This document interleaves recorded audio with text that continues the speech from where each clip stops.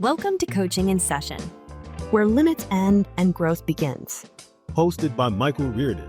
This is your space to challenge the ordinary, unlock your potential, and step boldly into your next chapter.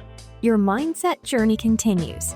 I make sure I try to do my best to continue to be politically correct on the podcast because we have such a wide range of audience members.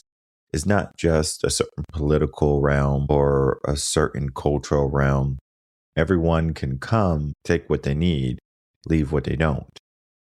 However, sometimes we get into topics where there's going to be no other way but to say it. It's very similar to black and white. It is what it is. But today I want you to have an open mind to the concept that we're going to be speaking about, because not everyone is going to have the same beliefs or the same faiths or the same systems or the same ideologies. All of these things are going to be individualized and personalized to you. So you have to ask yourself, which one are you? If I say it, great. If I don't, figure it out. The idea is going to be about faith. This idea of refreshing our mind with something more to believe in. Because we can all believe that tomorrow is going to be better than today. We can hope, we can pray, we can dream. And many of us do. We hope, we pray, we dream, and we fantasize of something better tomorrow. But when we do that, who do we give it to?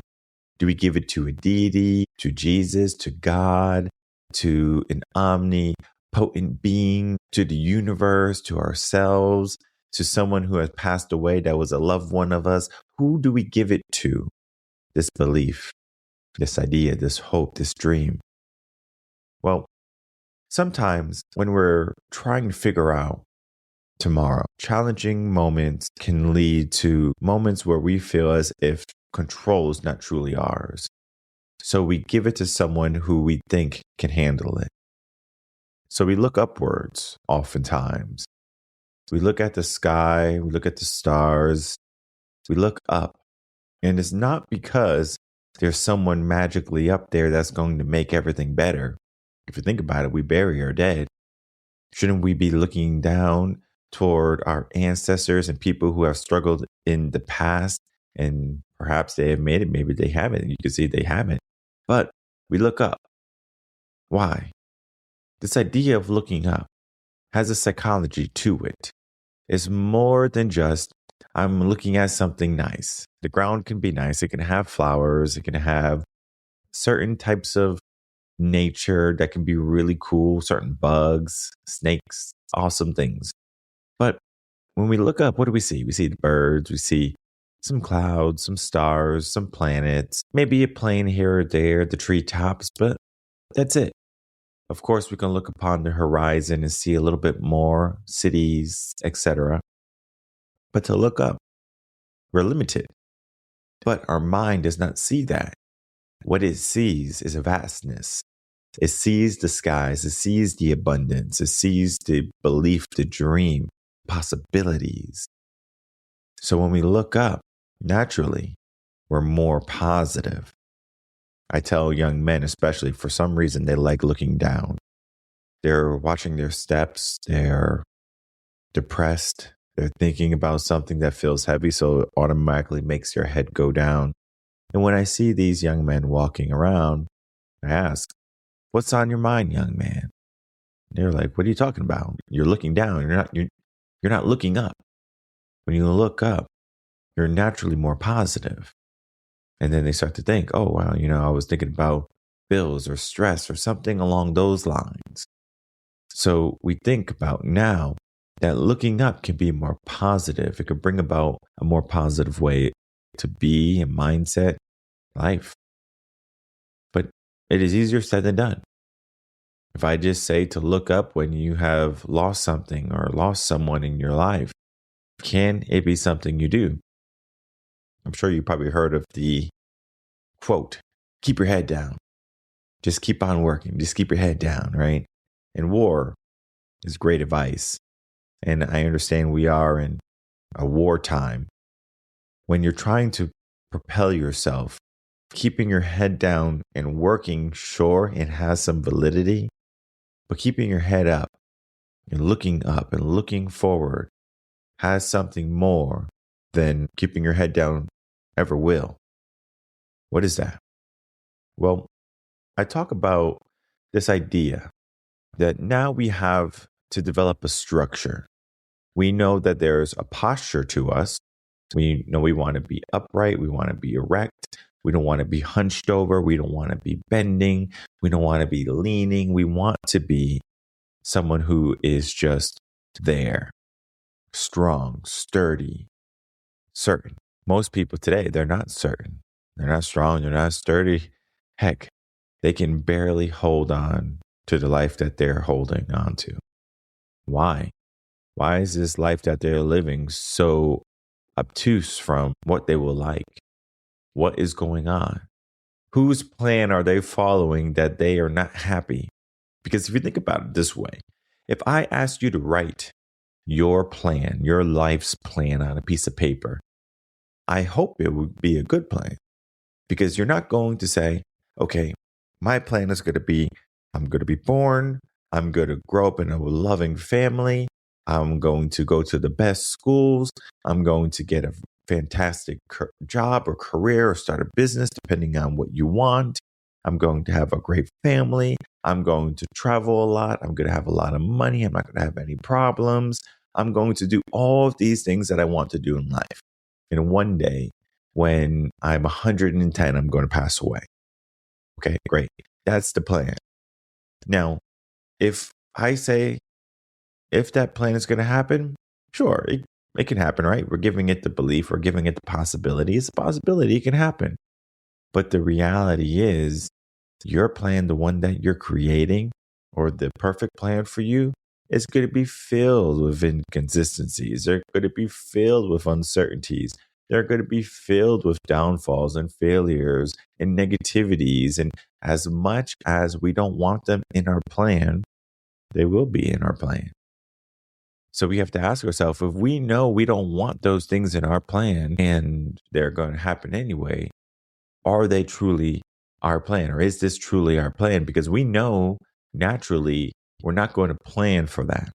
Of course, there's going to be a saying, plan for the worst, hope for the best. But the reality is, most people are not going to say, all right, I'm going to wake up, I'm going to struggle, and I hope I can make it out alive at the end of the day. Most people are not going to make that the plan. They're going to have an optimistic feel to what their day is going to be. Survival, maybe, even if that's the bare minimum for some people or for most people. The idea is to get out unscathed to a certain level. Well, what if I say that our scars can be a benefit to us? They can help us with the true plan. The plan that maybe we are not in control of, but something else or someone else is. So I think of this idea, and you can choose what you want to call it. Remember, I said in the beginning, everyone's going to have a different parameter. You're going to maybe say it's faith-based. You're going to say it's circumstance-based. You're going to say it's hope-based. You're going to say it's universal-based. You're going to say it's religious-based. This idea of an overall plan, it could be God's plan, where we say, all right, I'm just kind of going along with whatever this life was given to me, and I'm just going to find myself at the end of it somehow. Because if we look at religion, if we look at the universe, it knows already the next step. It knows what I'm going to say next. It knows what you're going to do next. It knows what your day is going to be tomorrow. It knows what your day is going to be in 10 years. All of this is to say, if there is a plan for us and we don't know it, how do we know that this plan is being lived all the way true to ourselves? Meaning, are we living at our full capacity? Because if I say that most people today are operating at 10%, where is the other 90%? Is it part of the plan that we only operate at 10%? Is it part of the plan that we never fully reach our potential? Or is this idea something where we have to realize we are in control of how much of the plan becomes fulfilled? I've brought up this sentiment probably a couple times on the podcast. And I think about it when I hear people speak about Jesus or God or about religion or faith, where people, they put a lot of power into religion. It could be their everything. It could be their almighty. It could be their blessings. It could be their standpoint where they find a way to say, I'm going to keep on pushing because they're giving me strength. Even though they're challenging me, I'm going to find some strength for it because it could be the universe. So the universe is challenging me. God is challenging me. I'm going to find a way through, right? We just keep up with that persistence.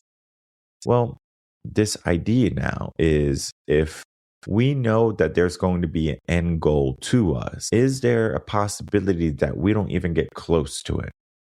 Think of it as a pendulum. There's going to be one side and then the other side, where one side all the way can be that we are nowhere close to our full potential.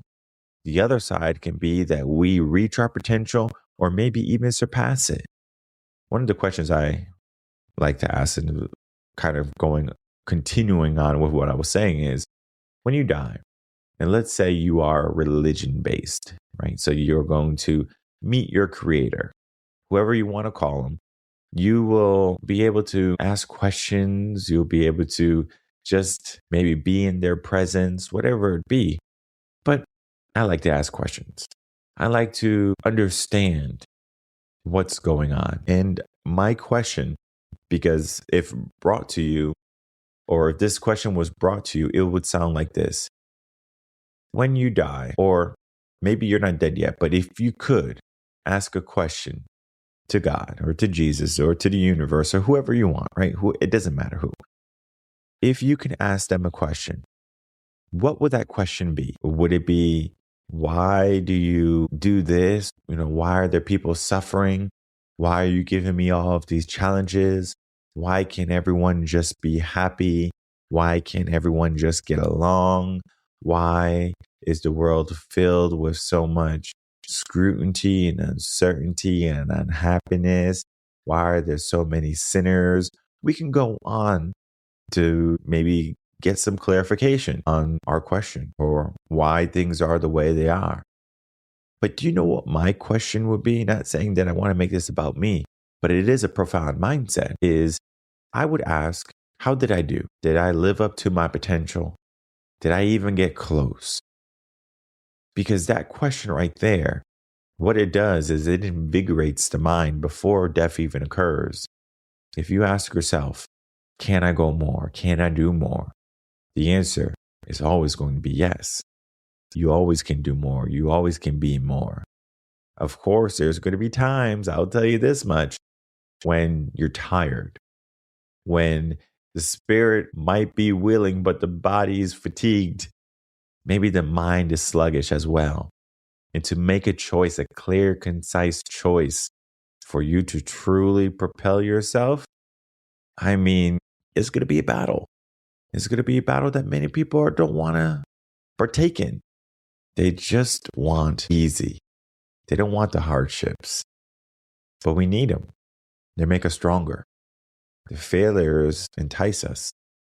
Do we want to stay here? Do we want to leave?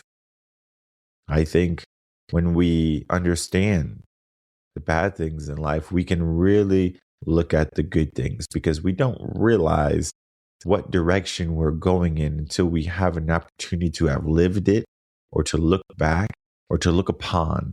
And to look upon is when you look at someone else's life and you say, I don't want that. You don't have to be homeless to say you don't want to be homeless. You can look at someone in the street and how they're struggling, whether it be because of addictions, drugs, family circumstances. We might say that we don't want that for ourselves because we see the results of someone else's action, past living experiences. This is to say, well, if they're struggling, do you think that they didn't have a plan? Do you think that they're any less special than you? The reality is, everyone has a plan. Everyone has a way. Now, not everyone is going to take that way, very similar to how I talked about the pendulum. Some people will be very far from their potential, and some people will be right on top of it, maybe even surpassing it. So how can we Get past this idea of a plan that's already created. Someone who might know everything or every step we're going to take, that we are going to, in a sense, make them proud. Because when I was a coach, I was a swim coach, many coaches, but swimming, one of the things I did was I really pushed for results. Even in my coaching practice today, I push for results. You're not going to get all of this praise, all of this cheers, all of these high fives saying you did good. If you want that, you get a different coach. Me, you get the results, then you get the praise. So when I was teaching these children, and this sounds crazy, I would make them swim so much until it was pristine. Like that swimming was real good. The kicks were good. The arms were good. The breathing was good. Everything was good. The endurance was good. I mean, you can go down the list of it was good. And so what would happen is when they perfected it, that's when they got the good job. That's when they got the words of affirmations that they were looking for, maybe for the 9 months that they were swimming with me, or the year, or the 2 years that they were swimming with me. Maybe they were just waiting for that one moment. Maybe they were hoping, dreaming, planning for that moment to happen every single lesson, but it didn't happen until toward the end when they finally got the results. They were tried and true. Why did I not give them the support? Even though I did give them the support, I'll give them a high five here or there. I'll give them the support that they needed, but it's a difference. It's like you give love, but you give it in a way where it's like there's more to give. Think of it in the sense of this. I think this is a really good example. You have a basket of Halloween candy. When people come to your door and they trick or treat, you don't give them the whole basket of Halloween candy. You give them just a couple pieces. That's the praise that I'll give. It's a couple pieces of candy here and there. Okay, this is enough to suffice. This is enough for me to keep on going. This is enough for me to stay on the hook. And that's what people do in life. They do just enough to stay on the hook. I remember my first time living in this house. And when it was Halloween time, I had got some candy for the trick-or-treaters that would inevitably come to the home.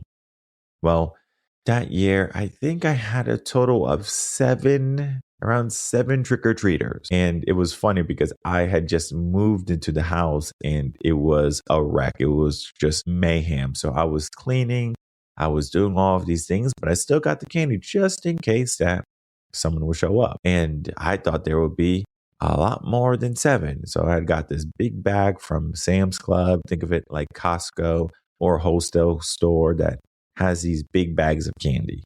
And I had this big bag of candy. My plan was to give out this big bag of candy because I didn't want that big bag of candy.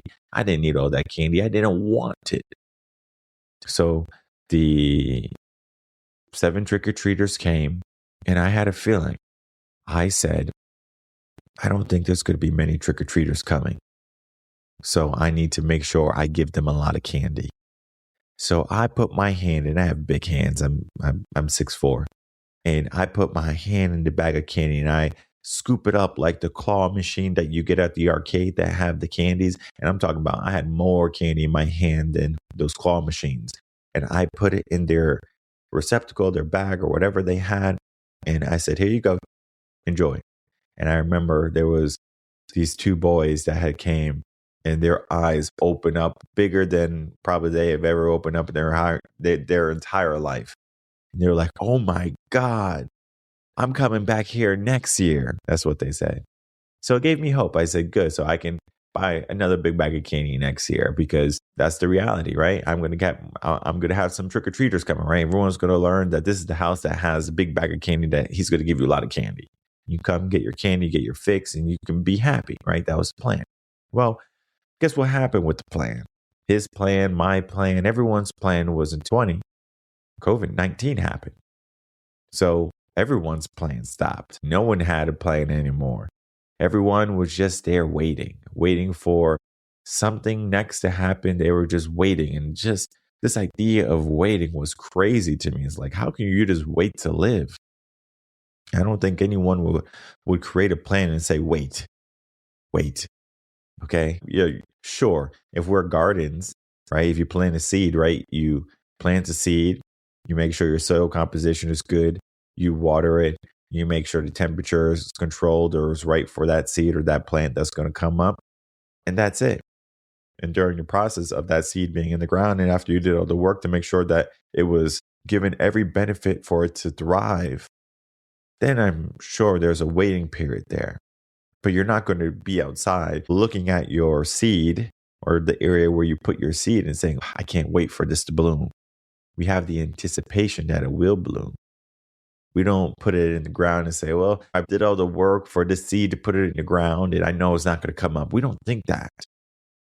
Even though perhaps in a couple of weeks, 3, 4, 5, 6, 7, 8, 9 weeks go by and we don't see any progress. We don't see any plan. We might start to lose hope. We might start to lose the vision of that plant ever coming to life or blooming or sprouting. So we say, I could try again, or I can keep on waiting. And all of this is just a metaphor for our plan, for our life, for our idea. Because we can say that our plan is this and their plan is that. But if we gave ourselves this idea of, regardless of if there was a plan or not, how can we do more to make sure that the plan is the best plan? Because if I gave you different levels of plans, would you take the lowest one or the highest one? So maybe the plan is to be a 9-to-5 worker living in a rat race. Okay, that's a good plan, right? It's a common plan. A lot of people choose that plan. The next plan is to be a manager, where you're controlling those people who are working 9-to-5. You get a little bit more flexibility. You make 6 figures a year, and you have this wonderful lifestyle. Which one do you want? Do you want the first plan where you're working 9-to-5 and you're basically a slave to the system where you only get 2 weeks off a year and that's it? Do you want a little bit more freedom where you're a manager, where you get to basically dictate when people are working? You get a little bit more stress, but then you get a little bit more money to increase your lifestyle. Maybe you get an extra 2 more weeks, so you get 4 weeks total of vacation every single year. It sounds better than the first one, right? Sure. But what if I said that there was a third plan, a third one, where you're the boss now, you're the CEO, you get to choose when you go to work, you have an abundance of money, you don't have to worry about vacation time because you can go on vacations whenever you want. You get bonuses every single year. You are now in an 8-figure salary. So yeah, sure. We can say that this last one is really, really good. It's better than the first 2. But how many people just take that first low plan, that 9-to-5, that rise, like that rat race job S type of plan? The majority of people. Then we look at the people in the middle, right? We can see that maybe 20 to 30% will do that. And then we have the last one, right? The 10 to 20, depending on the percentage of the others. So this right here is to show you that we have some choices, that we can make some changes with our plan. Whether it's set in stone or not set in stone, our mindset can dictate. Are we going to ask more of the plan, or are we just going to allow whatever plan is allotted to us at the given mental state that we're in? If we are in a low mental wavelength, in a low mental state, then the only thing we have to do is start to think in a more grandiose way. We can think in a faith-based manner where we have faith and we have hope. It's not religion. It's just this idea that things can be more than what they are right now. And we're not basing it on luck. We've talked about luck on the podcast. Luck is going to be something where it's going to be happenstance. It could happen. It could be luck where it just happens naturally. But I will tell you, if you need something in your life to change, you can't keep doing what you've been doing. You can't go home after work and just sit in your house and on your sofa and hope things will change. You have to do the change. You have to be the change. Even if it's to go out and do some networking, to do some more calls, to meet a new person every single day. That right there is enough to change your plan. That right there is enough to elevate you. That right there is enough to change your whole entire circumstance and your lifestyle. So it's not about what God has planned for you or what the universe has planned for you or what you are giving yourself as a low barrel bar plan.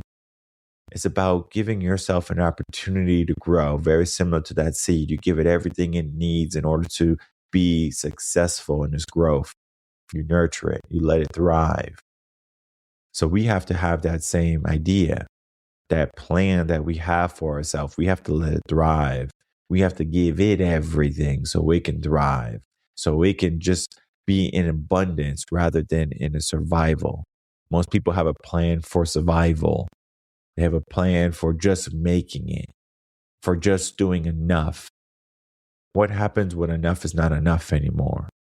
And now you are like that person on the street, homeless, maybe not physically, but mentally. You're struggling. You're barely making it. You're hoping for a change, but you're not implementing anything for a change to occur. We need to become someone different. We need to let our plan evolve into something greater. All of this is to say that whether there's a plan already allotted for us, and we can ask that question at the end of it, how did I do? Did I live up to my potential? Did I do everything that I was meant to do? Or did I leave some more in the tank? Did I leave some food on the table? Sure. We can think in a way of being minimalist.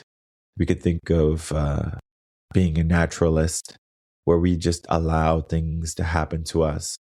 But the ones in life who live in the high rises, when we look up, very similar to how we look at the clouds and the stars and the moons, we dream, we think, we say, wouldn't that be nice? And all of this is simply to say that there is a plan for us to be able to look up and to see them, or to look up and to see no one, meaning we are the people on top. So if you want to be on top, it is a mindset. It is something that you have to give yourself. You have to learn about your plan. You have to adjust your plan again and again. And once you can give yourself this idea of something that is more than what you are right now, you keep on giving yourself something more than what you thought. It's the challenge. It's the unexpected that keeps it going. The plan is always going to be changing. It's always going to be adjusting. And just because you think you're at this certain bar, just like my kids that I have taught, my clients that I teach, they think that they are here. And I know that they can be here. My plan is for them more than what they ever thought. And so I challenge them every single day. And they might just hold on to the little bit of praise that I give them until the day that I give them the praise that they were seeking.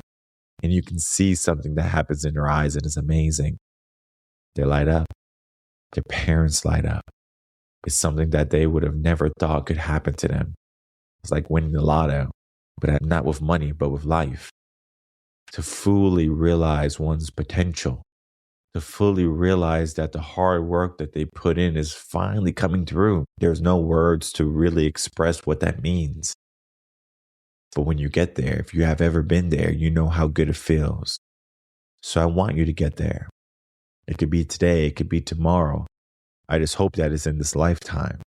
If you are a person that thinks it's impossible for you to reach that in this lifetime, then I encourage you to check out revenconcepts.com, learn more about what we do, check out some of our articles, continue to listen to the podcast, read our testimonials.